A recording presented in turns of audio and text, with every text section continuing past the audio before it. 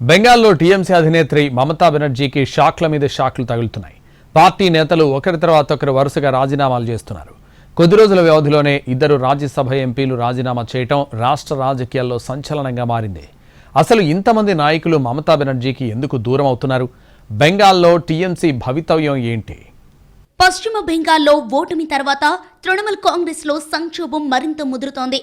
మమతా బెనర్జీకి మరో ఎదురు దెబ్బ తగిలింది. వారం రోజుల్లోనే ఇద్దరు రాజ్యసభ సభ్యులు పార్టీని వీడారు. మొన్న సుఖేందు శేఖర్ రాయ్ పార్టీని వీడితే తాజాగా సుస్మితా దేవ్ టీఎంసీకి గుడ్ బై చెప్పారు. పార్టీ పదవులకు, రాజ్యసభ సభ్యత్వానికి ఆమె రాజీనామా చేశారు. రాజ్యసభ చైర్మన్ కు తమ రాజీనామా లేఖ పంపారు. తన రాజీనామాను తక్షణమే ఆమోదించాలని ఆమె కోరారు.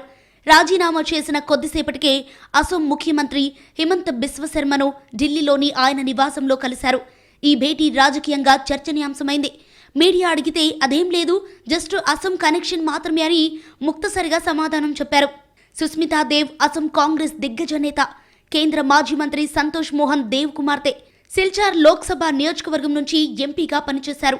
కాంగ్రెస్ మహిళా విభాగం ఆల్ ఇండియా మహిళా కాంగ్రెస్ అధ్యక్షురాలిగాను బాధ్యతలు నిర్వర్తించారు. 2019 లోక్సభ ఎన్నికల్లో ఓటమి తర్వాత కాంగ్రెస్ ను వీడి 2021లో టీఎంసీలో చేరారు. ఆ పార్టీ జాతీయ అధికార ప్రతినిధిగా బాధ్యతలు చేపట్టి రాజ్యసభకు ఎన్నికయ్యారు. ఇటు టీఎంసీ ఎమ్మెల్యేలు కూడా ఒక్కొక్కరు పార్టీని వీడుతున్నారు.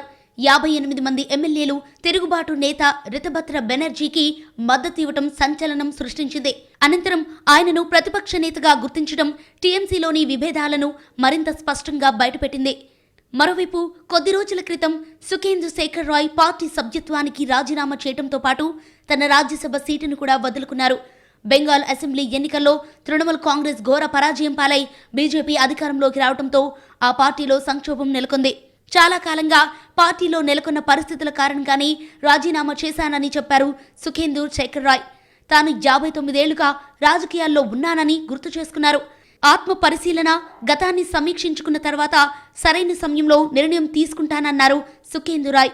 మొత్తానికి పశ్చిమ బెంగాల్ ఎన్నికల్లో టీఎంసీ ఓటమి తర్వాత ఆ పార్టీ అధినేత్రి మమతా బెనర్జీకి షాక్ల మీద షాక్లు తగులుతున్నాయి.